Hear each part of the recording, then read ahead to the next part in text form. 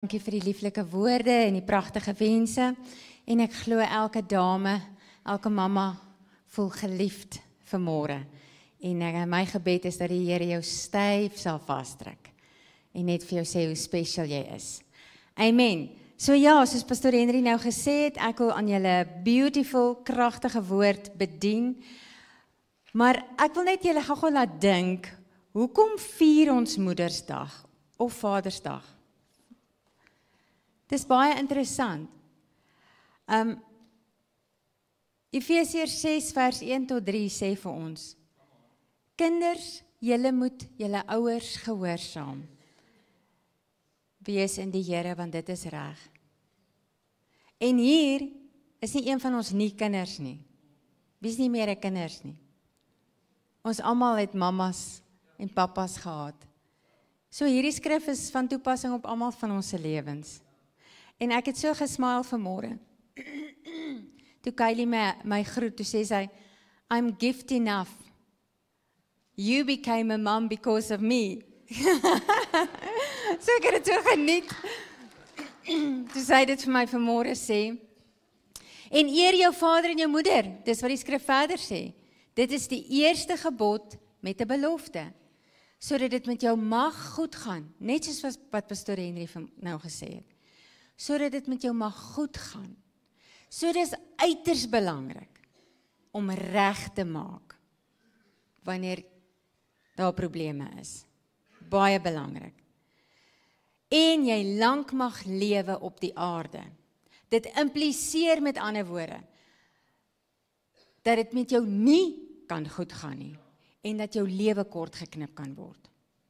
Ek los dit net. Dit was net vir my weer baie great geweest om dit te sien. So, ons eer ons mammas vanmôre. En dan spesiaal, Pastor Henry het van my mother-in-love gepraat en my eie mamma, wat ek so dankbaar is voor, dat sy ook hier saam met ons is vanmôre.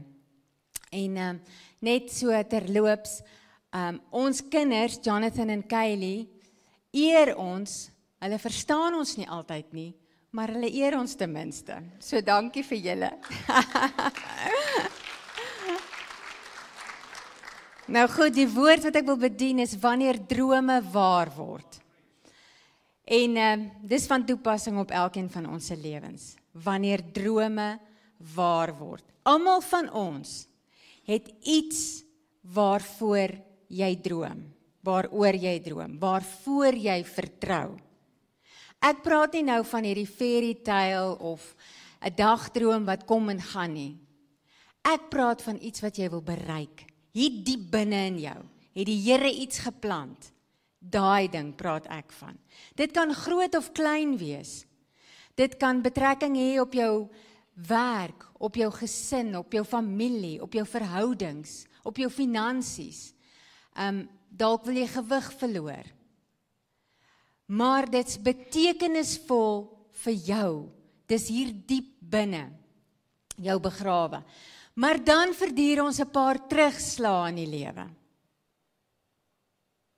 En dan voel dit asof daar grond val op elke droom, op hierdie begeertes wat ons in ons harte ronddra. En hierdie terugslae is miskien iets soos, jy het nooit jou graad gekry nie. Jy het dalk getrou.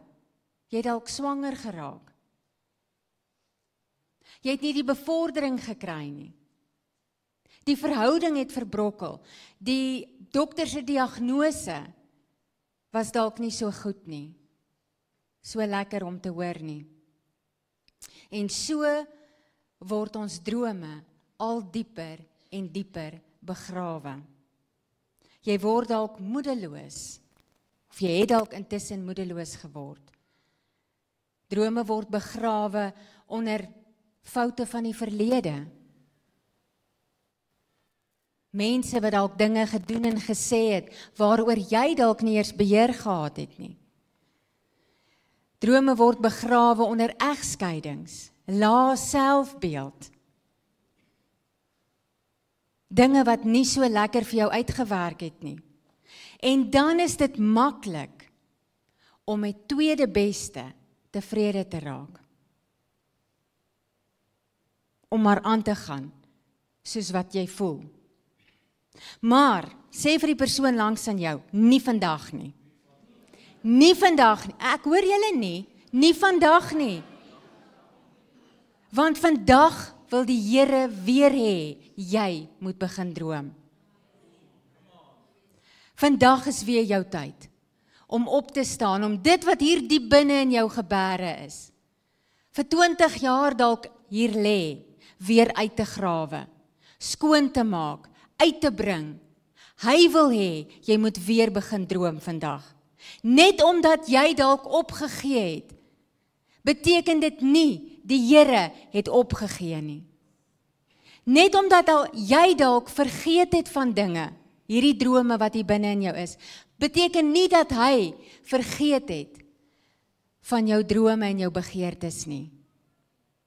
Psalm 37 vers 4 asseblief, sê die volgende. En verlustig jou in die Here, dan sal hy jou gee die begeertes van jou hart. Die Engels sê, secret petitions of your heart. Is dit nie mooi nie? Psalm 44 vers 2 sê, sou God dit nie naspeur nie, want hy ken die geheime van jou hart. Die Here is deeglik bewus van wat in jou hart aangaan. Die feit van die saak is, die Here het vir jou drome en begeertes gegee, wat die vyand steeds wil begrawe, of vir jou wil oorlieg. Maar selfs dit het die Here se gedagtes nog nie verander rondom jou drome en jou begeertes nie. Sy hart is steeds ja vir elke droom en begeerte. Hy kort net jou amen. Amen. Hierdie jaar, die jaar van beloftes, Pastor Henry het dit vir ons so duidelik uitgespel. Elke belofte van die Here is ja en amen. Tot heerliking van sy naam, tot verheerliking van sy naam. So vir dit wat daar diep binne in jou hart is, het die Here klaar 'n ja. Dis vir ons om nou saam te stem, om die amen te gee. Amen. Met ander woorde, ons is veronderstel om baie meer tyd in sy teenwoordigheid te spandeer. Ons het baie meer tyd nodig in sy teenwoordigheid om waarlik sy volkome wil vir ons lewens agter te kom. Om presies te wete te kom wat sy plan is vir ons. Want soos ek gesê het, ons het baie keer baie fairy tales, baie dagdrome, maar wat is die plan van die Here vir my lewe? Ons dis weer tyd om daai droom wakker te maak, wat die Here vir jou gegee het. Aan te wakker. Timoteus, wakker daai gawe wat die Here vir jou gegee het deur handoplegging. Wakker daai droom aan, wakker daai gift aan. Dis vir elkeen van ons. Dis vir jou gegee. Maar jy het nodig om dit weer aan te wakker, aan te blaas, aan te vuur. Om in 'n eenheid met die Here te kom. Dis tyd vir elkeen van ons om dit te doen. Ek wil jou herinner aan 'n man met die naam van Caleb. Caleb was 40 jaar oud. Toe sien hy vir die eerste keer sy droom, sy ware droom, God se ware wil vir sy lewe. Hy, Joshua en die 10 ander manne moes die beloofde land gaan verken. En ons lees Numeri 13 vers 1 tot 2. En die Here het met Moses gespreek en gesê, stuur vir jou manne uit dat hulle die land Kanaan gaan verken, wat ek aan die kinders van Israel, wat sê hierdie woord? Sal gee. Ek lees net die 53 vertaling. So, dis die plan en die belofte van die Here. Hy gee vir die Israeliete hierdie land. Hulle hoef nie 40 dae te gaan vas nie. Hulle hoef nie meer te wonder daaroor nie. Die Here sê nie miskien nie. Hy sê ek gee vir julle hierdie land. Gaan kyk, hoe lyk hy? So dis tyd vir jou en vir my om ons eie harte weer te verken. Ondersoek jou eie hart weer en kom agter wat die Here daarin geplaas het. Jou eie beloofde land, jou eie droom. Dis wat die Here beloof het. Hy sal dit vir jou gee. Hoekom dink jy, is daai belofte, is daai droom nog steeds na al hierdie jare in jou hart? Wie het daar gesit? Dis my en jou verantwoordelikheid om dit egter weer aan te wakker, aan te blaas en aan te vuur. So die manne het teruggekom en aan Moses verslag gelewer oor hierdie land wat hulle nou net gesien het. Numeri 13 vers 30 asseblief. Toe het Caleb die volk stil gemaak teenoor Moses en gesê, laat ons gerus optrek en in besit neem, want ons kan dit sekerlik oorweldig. Die engel sê, let us go up at once and possess it. We are well able to conquer it. Hier is 4 kragtige sleutels om jou beloofde land, jou drome in besit te neem. In die eerste plek sê hy, Caleb het die volk stil gemaak. So ons moet al hierdie stemme rondom ons stil maak. Al die leuns wat al vir jou vertel is, moet jy stil maak. En dan sê hy tweedens, laat ons gerus optrek, en die engel sê, let us go up at once. Hou op om tyd te mors. Vandag is jou ideale tyd. Hou op om tyd te mors. Gaan na jou binnekamer toe, sluit die deur agter jou, en vra die Here, wat wil hy hê moet geopenbaar word hier diep binne in jou hart? Want is net die Here wat weet waantoe ons op pad is. Dis hy wat die geheime ken van jou hart, van jou lewe. Moenie langer tyd mors nie. En dan derdens sê hy, en in besit neem, and possess it. En vanmôre wil ek vir jou sê, vat terug wat die vyand van jou gesteel het. Dis tyd om terug te vat wat die vyand van jou gesteel het. Die Here se beloftes is ja en amen. Hy wil hê ons moet hom herinner daaraan. So dis wat jy doen, dis hoe jy dit doen. Jy herinner die Here aan sy beloftes en sodoende maak jy al hierdie drome wat so diep begrawe was, mooi skoon en jy haal al daai stof en grond af van hierdie mooi drome wat in jou hart is. En jy ontvang uit die hand van die Here wat hy waarlik vir jou wil hê. En dan vierdens sê hy, we are well able to conquer it. Glo dat dit moontlik is. Die ander 10 ouens het presies die teenoorgestelde gesê, as wat Caleb gesê het. Nou, skets vir jouself hierdie prentjie. Die volk kamp reg langs hulle beloofde land. Reg langs hulle droom, kamp hulle uit.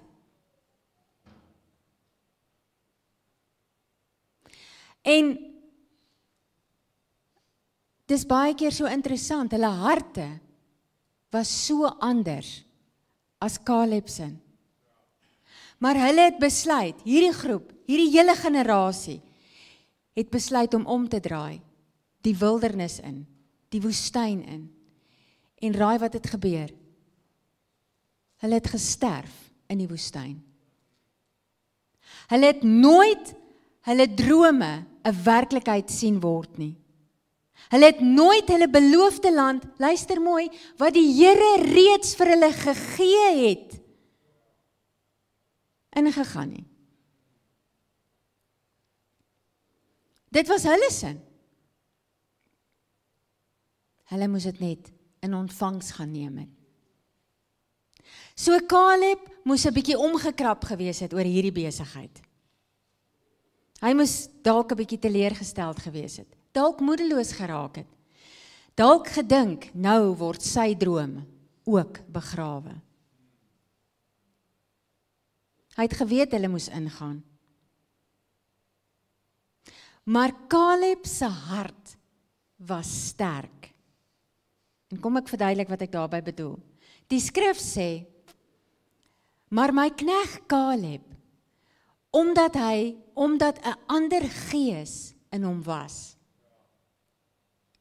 en hy volhard het om my te volg. Dit sal jy in Numeri 14 kry. Dis hoekom ek sê, Caleb se hart was sterk. Hy het aangehou om die Here te volg, sy hart was sterk. Maar daar was nog iets. Hy het te veel geweet. Caleb het te veel geweet. Hy het gesien hoe die beloofde land lyk. Ek en jy weet te veel om terug te draai wildernis toe. Ons het al te veel kere gesien en ervaar dat die Here goed is in ons lewens. Dat die Here getrou is in ons lewens. Ons weet heeltemal te veel om te val voor die leuen van die vyand. Om te luister na al sy stories. Dis tyd dat jy jou drome weer oopmaak. Jou hart rig op die Here se plan vir jou lewe. Caleb het van beter geweet. Weet julle wat sê die skrif? My volk gaan ten gronde weens 'n gebrek aan kennis. Caleb was presies ingelig oor hoe sy droom lyk. Hy het die inligting gehad.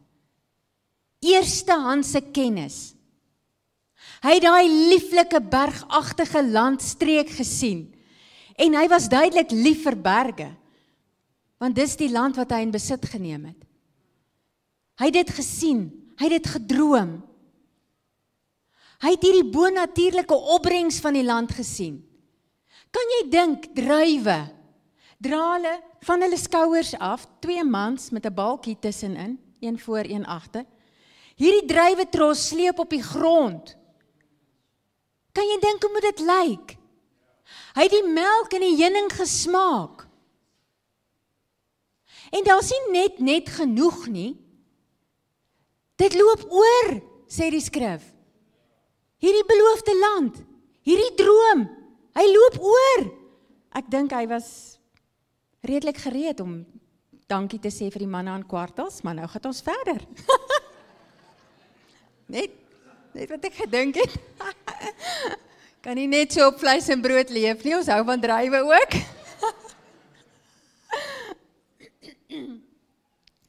Prys die Here. Maar weet jy wat het hy ook gesien? Net soos die ander, het hy die reëse ook gesien. Maar hier binne in sy hart het hy te veel geweet. Hy het gesien hoe die Here vir my 'n vuurkolom en 'n wolkkolom stuur. Hy gee vir ons manna en kwartels in die woestyn. Hy gee vir ons water uit 'n rots uit. So hierdie land is so vrugbaar. En die opbrengs is so groot, dat dit hierdie groot reëse voed. Dis dalk wat in sy gedagtes aangegaan het. Hy het hulle nie gesien as vyande nie. Ja, word maar lekker vet, ons gaan vir julle lekker ore aansit. Dit was nie beplan nie. Maar Caleb het met ander oë na hierdie land gekyk.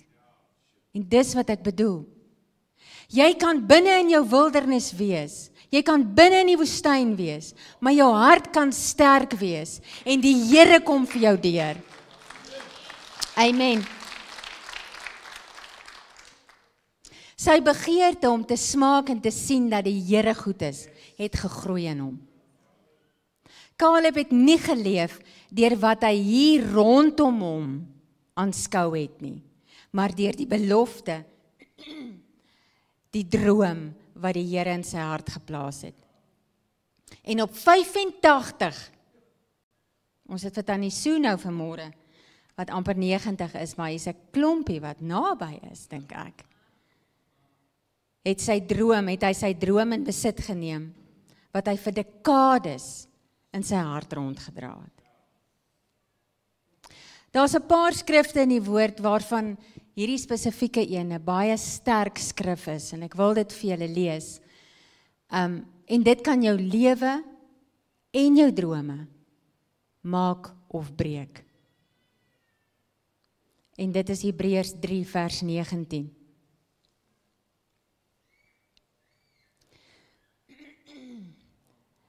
En ons sien dat hulle, dis nou die Israeliete, die volk van die Here, deur ongeloof nie kon ingaan nie. Met ander woorde, nie in hulle beloofde land kon ingaan nie. Die Here het vir hierdie volk hierdie beloofde land gegee. Die Here het vir jou drome en begeertes gegee. Maar as daar ongeloof betrokke is, gaan jy dit nooit in besit kan neem nie. Hebreërs 11 vers 6 sê, en sonder geloof is dit onmoontlik om die Here te behaag. Ongeloof sal jou drome en jou beloftes steel, wat die Here reeds vir jou gegee het. Daar's 'n saying wat ek al 'n paar keer gehoor het. If you want something bad enough, you'll find a way. If you don't, you'll find an excuse. En weet julle, hoor net, ek wys geen vinger nie, want daar's 5 wat terugwys na my toe. Die Here praat met my ook. Stop with excuses. Kom ons stop net daarmee. Stop om heeltyd te sê wat hier rondom my aangaan en wat ons sien. En ons is almal deeglik bewus van wat aangaan in die lewe. Maar dit verander nie die Here se plan vir jou en in jou hart en jou drome nie. As ons hom net kan vasgryp weer en nie moedeloos raak en verbitterd raak en dit wil gebruik as 'n verskoning nie. Dit maak nie saak wat jou adres is nie. Dit maak nie saak wat in jou bankrekening aangaan nie. Dit maak nie saak wie jou bure is nie. Dit maak saak wie jy dien. Want die Here wil vir jou deurkom, soos wat jy dalk nog nooit gedink of gedroom het nie. Caleb het die beloofde land gesien. Hy het sy droom gesien, maar gedurende hierdie tyd was hy ook tog in die woestyn. En selfs in die woestyn het hy meer wonders en tekens gesien as wat hy gedink het ooit moontlik kan wees. En op 85 was hy net so sterk soos op 40 om hierdie beloofde land, hierdie groot droom wat die Here in sy hart geplaas het, in besit te neem.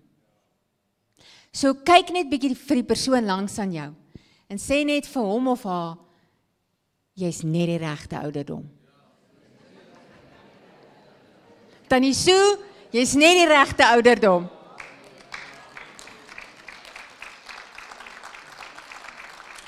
Dis tyd om daai droom in besit te neem. Geen verskonings meer nie. So wat gebeur wanneer drome waar word? My tema vir die oggend, drome, wanneer drome waar word. So wat gebeur? Wanneer ons drome waar word, word die Here verheerlik. Hy kry al die eer, want jy weet in jou hart, dit is nie deur jouself nie, maar net deur hom. Maar die Here droom 'n baie groot droom oor elkeen van ons ook vanmôre. En daai droom is dat hy 'n lewendige verhouding met jou wil hê. Sy droom is dat jy nader aan hom sal kom. Hy sê, sy droom is dat jy uit jou wildernis sal uitkom. Daar's 'n beloofde land wat jy mag inneem. Kyk, ek wil vir jou sê, daar is geen droom wat 'n werklikheid kan word sonder Jesus nie. Daar's geen toekoms vir jou sonder Jesus nie. So vanmôre is 'n ideale tyd vir jou om uit jou wildernis uit te kom, uit jou woestyn uit te kom, en die droom wat die Here vir jou het, in jou hande te neem. So ek wil graag net hierdie vers vir julle voorhou, en dan gaan ons bid. Dis 1 Johannes 1 vers 9, hy sê, as ons sondes bely, hy is getrou en regverdig om ons die sondes te vergewe, en ons van alle ongeregtigheid te reinig. Dis wat nou kan gebeur. Jy's op die regte plek, in die regte tyd. Daar's niks wat jou nou hoef terug te hou nie. Dis tyd vir jou om elke stem stil te maak, elke leuen stil te maak. Dis tyd om nou jou beloofde land in besit te neem. Kom ons bid saam. En ek wil hê jy moet hardop agter my aanbid. Hemelse Vader, ek kom na U toe in die naam van Jesus Christus. En ek vra vergifnis vir al my sondes. Vergewe my asseblief. En help my om ander ook te vergewe wat teen my gesondig het. En terwyl jy aan iemand dink, vergewe sommer dadelik. Dit wat ons doen, doen ons in geloof. Vergewe sommer dadelik. Sê Here, ek vergewe, ek spreek vry, ek vergewe. Kom ons bid verder, reinig my met U bloed en verander my lewe. In Jesus naam. Amen. Kom ons gee die Here 'n goeie lofoffer. Amen, amen. Baie dankie vir die voorreg. Ek wil ook vra, as daar enige iemand is wat wil hê ons moet vir jou bid, dan kan ons na die diens, kan jy uitkom en dan kan ons vir jou 'n gebed doen. Amen.